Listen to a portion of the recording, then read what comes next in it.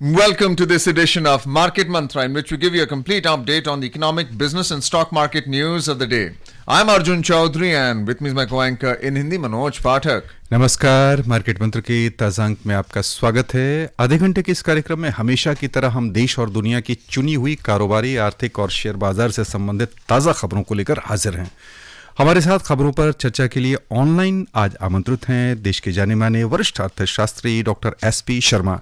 Doctor Sharma, कार्यक्रम में आपका स्वागत है। जी शुक्रिया, थैंक यू। आइए शुरुआत करते हैं अंग्रेजी में हेडलाइन से, जिसे लेकर मौजूद हैं Arjun Chaudhary. Key domestic indices end positive. Sensex closes near 64,100 mark. Nifty crosses 19,130 level. Core sector growth shows impressive growth of 16.1% among 8 core industries, and nationwide campaign targets 50 lakh central government pensioners across the country to ensure ease of living. घरेलू share बाजार में निवेशकों की लिवाली से बढ़त के साथ बंद हुए प्रमुख सूचकांक। सेंसेक्स एक बार फिर 64,100 के नजदीक आकर बंद हुआ। निफ्टी 19,130 के स्तर से ऊपर पहुंचा।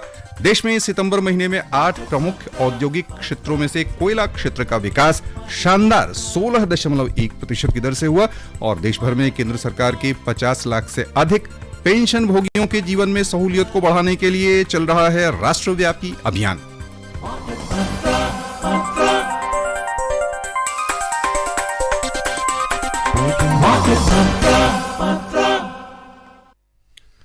वैश्विक शेयर बाजारों से मिले सकारात्मक संकेतों के बीच घरेलू शेयर बाजार में निवेशकों ने आज अच्छे खासे लिवाली की और प्रमुख सूचकांक आधी फीसदी से अधिक बढ़त के साथ बंद हुए। कारोबार के अंत में बॉम्बे स्टॉक एक्सचेंज का सेंसेक्स 490 अंक यानी 0.77% ऊपर उठकर 64,081 पर बंद हुआ। उधर नेशनल स्टॉक एक्सचेंज का निफ्टी भी 144 अंक यानी 0.76% की बढ़त लेकर 19,133 दर्ज हुआ। विस्तृत बाजार की ओर चलें तो छोटी और मझोली कंपनियों के शेयरों की लिवाली सेंसेक्स और निफ्टी पैक की तुलना में अधिक अच्छी रही। बीएसई मिड कैप इंडेक्स 1.2% लाभ में रहा। स्मॉल कैप इंडेक्स में 0.97% की वृद्धि देखने को मिली। Key domestic stock indices ended almost 0.5% up amid positive cues from the global share markets. BSE Sensex rose around 490 points or 0.77% to close at 64,081. NSE Nifty climbed around 144 points, 0.76% to close at 19,133. In the broader market at the BSE, the mid-cap index climbed 1.2% and the small-cap index climbed 0.97%. In the Sensex pack of 30 companies, shares of 28 companies appreciated while 2 companies declined. IndusInd Bank climbed 2% and Tata Motors rose 1.5%. Sun Pharma gained 1.4% and Tata Steel added 1.3%. On the other hand, Tech Mahindra fell around 0.6% and Bajaj Finance lost 0.3%. In sectoral indices at the BSE, all sectors finished in the green. Realty jumped 2.5% and telecom climbed 2.4%. The utilities gained 1.8% and metal sector rose 1.7%. The overall market breadth was positive as shares of 2,312 companies appreciated, while those of 1,335 companies declined. A total of 144 shares remain unchanged. नजर डालते हैं रुपए की स्थिति पर। अंतर banking विदेशी मुद्रा बाजार में $1 की तुलना में रुपया आज 83 रुपए 25 पैसे पर बंद हुआ। उधर दुनिया की 6 प्रमुख मुद्राओं की तुलना में डॉलर की स्थिति दर्शाने वाला सूचकांक अंतर्दिवसीय कारोबार में समाचार तैयार किए जाने तक 106.08 पर चल रहा था। डॉक्टर शर्मा, बाजार में आज की गतिविधि पर हम आपकी प्रतिक्रिया समझना चाहेंगे। कुल मिलाकर लिवाली का सिलसिला फिर हम देख रहे हैं और छोटी और मझोली कंपनियों में अपेक्षाकृत अधिक लिवाली की गई। क्या प्रमुख कारक रहे आज की तेजी के पीछे बाजार में? देखिए, मार्केट में एक बहुत ही स्ट्रॉन्ग रिबाउंड आज देखने को मिला है, जो सुबह सुबह ही मार्केट ओपनिंग के टाइम से भी काफी अच्छा बढ़त के साथ खुली और फिर आगे काफी अच्छी बढ़त की निफ्टी में, सेंसेक्स में। उसके बाद थोड़ी करेक्शन भी आई, थोड़ा सा बिकवाली भी आई, थोड़ा प्रॉफिट बुकिंग भी आई, क्योंकि आज जो ऑप्शंस का एक्सपायरी डे भी था और काफी सारी पोजीशन जो शॉर्ट पोजीशन थी वो रिकवर हुई है, जिस वजह से मार्केट में काफी अच्छा रिबाउंड दिखाया है। लेकिन जो ग्लोबल सिचुएशन है, जो हम देख रहे हैं, जो जियोपॉलिटिकल डेवलपमेंट्स हैं, वो काफी वरिंग है इस जंक्शन पे। और मार्केट्स काफी उतराव चढ़ाव देख रही हैं। जैसे कि हमने पहले देखा कि मार्केट्स में बहुत तेजी से करेक्शन भी आई, उसके बाद फिर मार्केट रिकवर हुई, फिर करेक्शन आई। तो मार्केट्स का रुख बहुत ही, अगर आप पीछे 8-10 सेशंस को देखें तो बहुत वॉलेटाइल सिचुएशन बनी हुई है। खास करके आज का जो रवैया है उसको मैं कहूंगा कि एक बहुत ही स्ट्रॉन्ग शॉर्ट कवरिंग हुई है और मार्केट्स में जो ऑप्शंस में है काफी अच्छा रोल ओवर हुआ। Now, what is the position of the market on a monthly basis? If you look at FNO, the futures and options for the monthly contract, today we had the expiry for the weekly contract. What about the monthly contract? Yes, I would say that these were the contracts which have been expired because today is the first Thursday of the current month, but the last Thursday was the expiry day for the full month. So, but the markets are observing the volatility, extreme volatility, because markets are not able to take one side direction because of the various developments at the global level, geopolitical developments and geoeconomic fragmentations and some risk to inflation once again, that this geopolitical developments are lingering, then the inflation may re-emerge to the higher level once again. So markets are totally lackluster, but when in some sessions they are showing extreme volatility. But I would say that Indian markets have shown a strong recovery, and on the basis of a strong positions, rollover positions, and the recovery of the short positions. So, volatility index is showing at 11 right now. It fell by 8%. What is the share of FIIs in this market buying and selling right now? Do you see them coming back in force tomorrow in terms of short covering? Do you see them buying into the market tomorrow? Yes, I can't say anything because tomorrow, because markets are observing the overnight behavior of the global markets like the Dow Jones, and next day markets factor in the global sector. So next day is not predicted at this very volatile scenario and uncertain scenario. But definitely markets, India's market in the medium term looks very, very positive and promising. But in the short term, the short-term volatility can't be ruled out, and markets can see corrections once again. We're seeing core sector growth also at 16.1 sector when it comes to coal specifically. How do you see the macroeconomic data actually being absorbed by the market in terms of buying interest? Yes, macroeconomic data is very, very significant and very positive. Like the IIT numbers are very positive and in the double-digit trajectory. The recent IIT numbers at more than 10%. Exact figure is 10.3%. That is a great thing which IIT has posted. And the core infra, which is again more than 8%, and the GST collections are very, very lucrative. As we mentioned, 1,70,000 crores GST collections, which are again towards the new highs.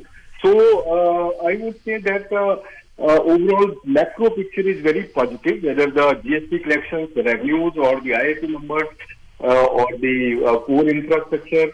And GST collections are more than 1,50,000 for the last many months. So that is a great thing that these are above 1,50,000 in a row. So macroeconomic data is very positive and very favorable.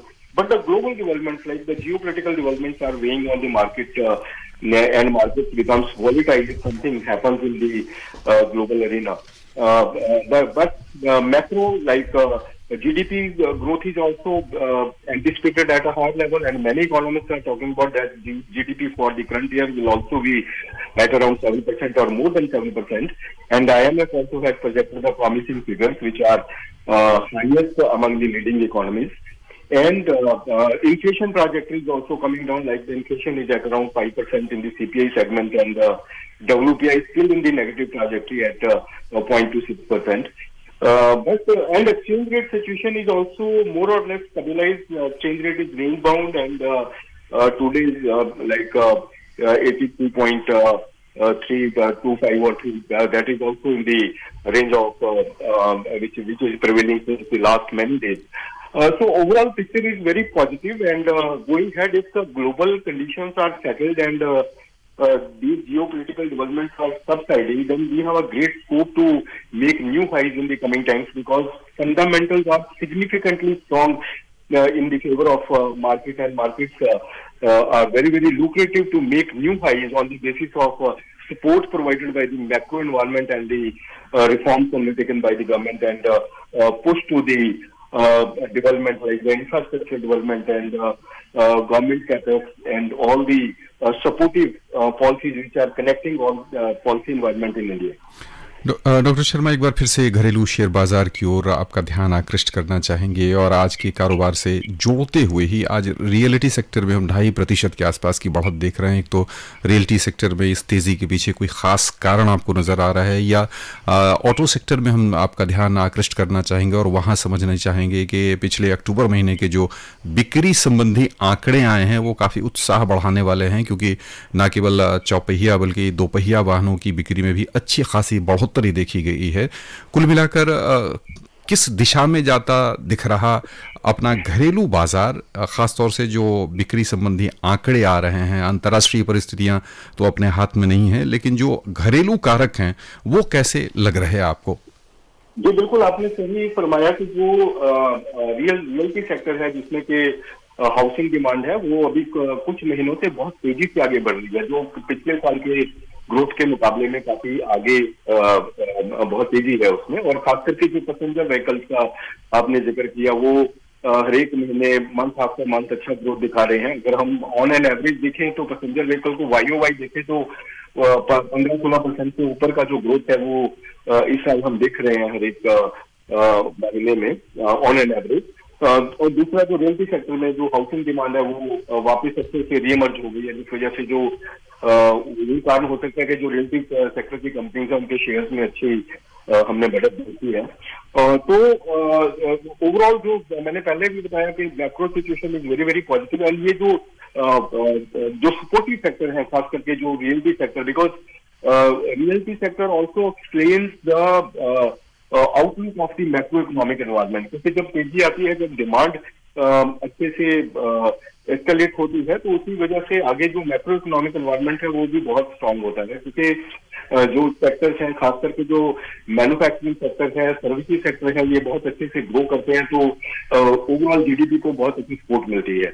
और खास करके जो अपना agriculture sector है वो already एक supportive trajectory में है। हर एक साल हम देख रहे हैं कि 3% से ज्यादा का ग्रोथ है, अभी भी लास्ट क्वार्टर में अच्छी ग्रोथ आई है। तो जो कि एग्रीकल्चर सेक्टर में, रूरल मार्केट में जो डिमांड है उसको बहुत सपोर्ट करता है। जब एग्रीकल्चर में अच्छी ग्रोथ आती है तो डिमांड को भी अच्छी सपोर्ट मिलती है। तो ओवरऑल हमारी जो डोमेस्टिक कंडीशन है that is very very positive and strong. उसमें हमें कोई किसी प्रकार का संदेह नहीं है कि हमारे जो मैक्रो फंडामेंटल्स हैं उनमें कोई कमी है, या फिर हमारा कोई एक ऐसा सेक्टर है जिसमें हम जिसकी वजह से हमारे इकोनॉमी को इम्पैक्ट हो सकता है। हाँ, इन्फ्लेशन जरूर थोड़ा वॉलेटाइल सिचुएशन में एक बार डाउन आके वापस फिर रीमर्ज हुआ था, लेकिन अगेन सरकार के एफर्ट्स और RBI के एफर्ट्स के वजह से इन्फ्लेशन फिर एक डाउनवर्ड ट्रैजेक्टरी में है। वो शायद वेजिटेबल्स की वजह से ही एस्केलेशन इन्फ्लेशन में आई थी पिछले जुलाई और अगस्त में। तो अगेन इन्फ्लेशन अभी बहुत ही बिनाइन कंडीशंस में है। तो आगे आने वाले टाइम में हम देख रहे हैं कि अगर ग्लोबल सिचुएशन सेटल हो जाती है तो हमारे पास बहुत अच्छा स्कोप है कि मार्केट हमारी न्यू हाइज बना सकती है। What about the metal sector? Nifty Metal is suggesting that the particular index went up by 90 points only in a market where we're seeing choppy trading, at least session-wise it's going up or it's coming down. Today it went up, yesterday it came down. How do you see Nifty Metal performing, especially metal shares? I think Nifty Metal index is very volatile as we sector, because global market conditions are also demand is volatile, because sometimes the growth projections are at the higher side, and sometimes there are again corrections by the international organizations that the demand is slowing down in many economies. That's why, because our metal sector is globally connected, So that's why this is showing the great volatility, sometimes a significant upside and downside. So I think this will remain for next few months more till the global market conditions are settled and there is a clear-cut direction to the market.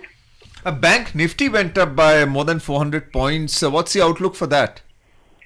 Nifty, Bank Nifty is always very, very great all-weather index, which is showing a great strength because our banking sector is very strong and now the inflation trajectory is settling. So that's why the financial sector will be more and more strong in the coming times as the US Fed has also paused the interest rates and there is no major worry about the increasing interest rates in the coming times and financial conditions like the liquidity will remain strong in the coming times. So that's why our financial institutions will also be able to lend more and there are chances that the banking sector may make a new trajectory of growth in the coming times. हाँ, ये खबरों का सिलसिला आगे बढ़ाते हैं। देश के 8 प्रमुख औद्योगिक क्षेत्रों में से कोयला क्षेत्र का विकास इस वर्ष सितंबर महीने में पिछले वर्ष इसी अवधि की तुलना में 16.1% अधिक हुआ। पिछले वर्ष इस अवधि में 127.5 अंक की वृद्धि प्राप्त हुई थी, जबकि इस वर्ष 148.1 अंक की वृद्धि हुई है। अगस्त 2023 को छोड़कर यह वृद्धि कोयला क्षेत्र के लिए पिछले 14 महीनों में सर्वाधिक है। वाणिज्य और उद्योग मंत्रालय की ओर से जारी आंकड़ों के अनुसार देश के 8 प्रमुख औद्योगिक क्षेत्रों में सितंबर महीने में इस वर्ष वार्षिक आधार पर 8.1% की वृद्धि दर्ज हुई। गौरतलब है कि सीमेंट, कोयला, कच्चा तेल, बिजली, प्राकृतिक गैस, रिफाइनरी उत्पाद और स्टील सहित 8 प्रमुख उद्योगों में उत्पादन से संबंधित आंकड़े मासिक आधार पर एकल और समेकित भी मापे जाते हैं और यह सूचकांक इसी पर आधारित हुआ करता है।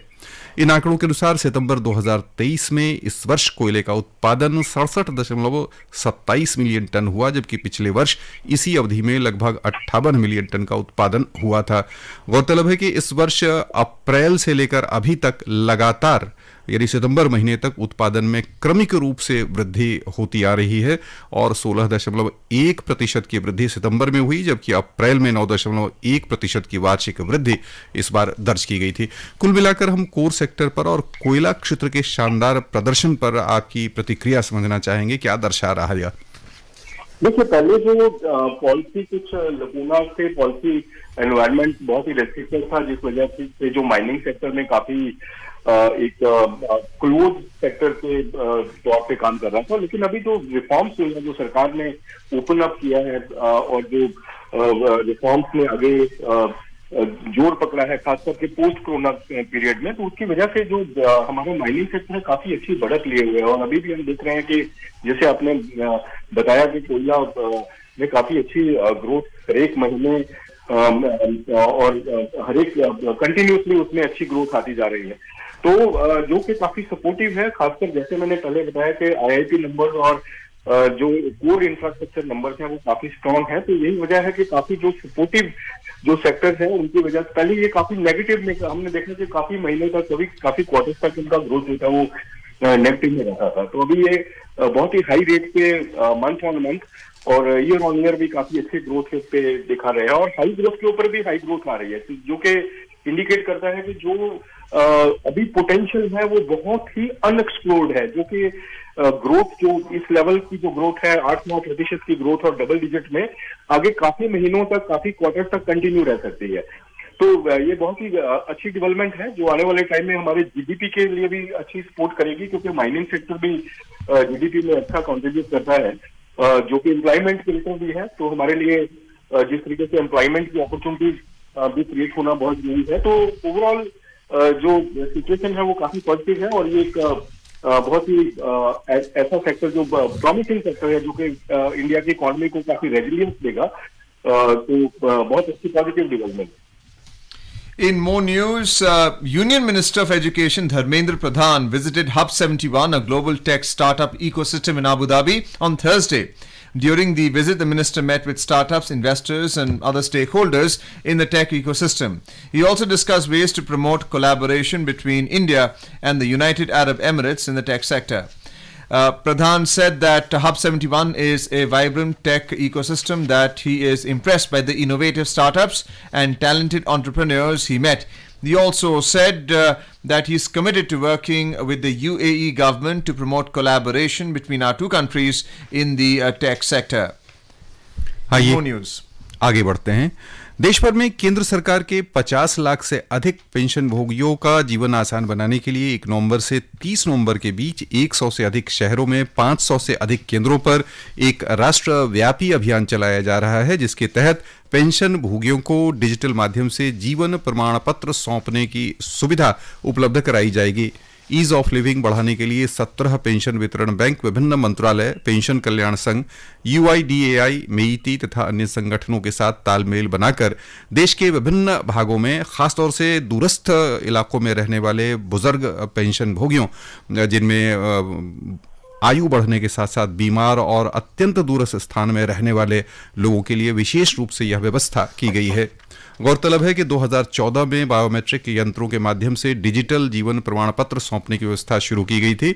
बाद में मेईती और UIDAI के साथ मिलकर आधार डेटाबेस पर यह व्यवस्था विकसित की गई, जिसके तहत स्मार्टफोन के माध्यम से एंड्रॉइड प्लेटफॉर्म पर चेहरे की पहचान कर जीवित रहने का प्रमाण पत्र सौंपा जा सकता है।